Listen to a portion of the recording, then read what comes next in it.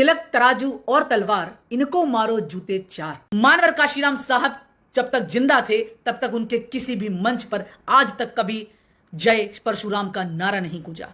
जब तक मानवर काशीराम साहब जिंदा थे उस दौरान कभी भी कोई मनुवादी, कोई पाखंडी, कोई जातंकवादी किसी मंच पर नजर नहीं आया। लेकिन उनके मरते ही आज पार्टी के अंदर कुछ चंद गिने चुने लोग। साथियों, जय भीम, जय बसपा, जय संविधान। साथियों, एक मज़े की बात है कि कुछ चंदों के गैंग वाले एकदम फुल तरीके से एक्टिव हो गए हैं और वो बार बार अपने वीडियो के स्टार्टिंग में ही कह रहे हैं कि कांसीराम साहब ने कहा था तिलक तराजू और पता नहीं क्या, उनको मारो जूते चार। जब ये नारा कभी लगा ही नहीं तो हमको क्यों याद होगा और आपको क्यों याद होगा। एक बसपा उस सीट को अपने कब्जे में ले ली है, ये कोई दो राय नहीं है। उस सीट को बसपा जीतने जा रही है। अब बसपा की जीत से कितना बौखलाहट है ये चंदू गैंगों को, और ये कह रहे हैं कि ये हम लोगों के सपोर्ट में हैं, दलित समर्थक हैं।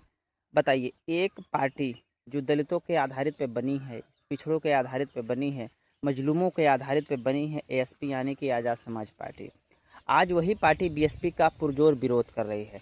कभी आप लोगों ने देखा होगा कि भाजपा या सपा या कांग्रेस उस रैली का विरोध किया? नहीं किया।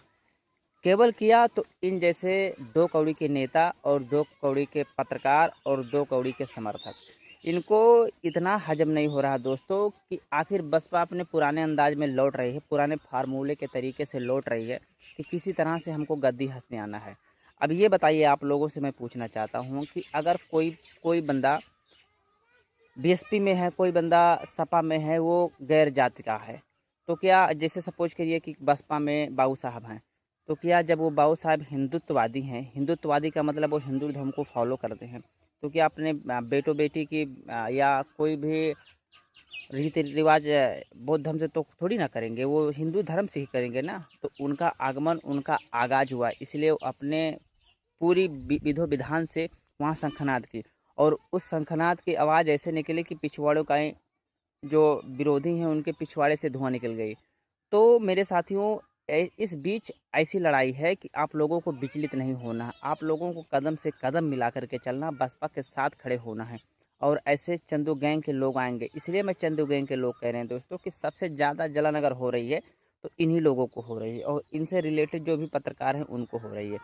किसी भाजपा, किसी सपा, किसी कांग्रेस या अन्य जो राजनीतिक पार्टियां, किसी एक बंदे का ट्वीट या एक बंदे का वीडियो दिखा दो कि उस रैली से उसको जो है नाराज़गी है। उसको पता है भाई कि पार्टी है, वहाँ गैर गैर जाति बिरादरी के लोग आते रहेंगे, वो अपने विधो विधान से जो है अपनी राजनीतिक कैरियर का शुरुआत करेंगे, ना कि तुम्हारे।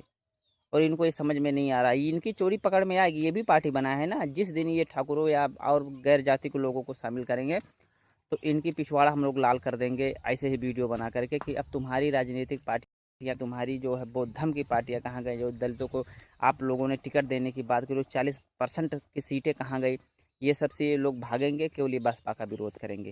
और इस वीडियो को शेयर करिएगा और ये क्यूआर कोड स्कैन करके यूट्यूब चैनल को भी आप लोग सब्सक्राइब करिएगा, क्योंकि अगर ये वीडियो अगर यूट्यूब पर देख रहे हैं तो सब्सक्राइब करिएगा, और फेसबुक पर देख रहे हैं तो फॉलो करिएगा। शेयर तो ज़रूर करिएगा, इन चमन चंदों तक पहुँचाइएगा कि तुम्हारी राजनीतिक दुकान हम बंद करने के लिए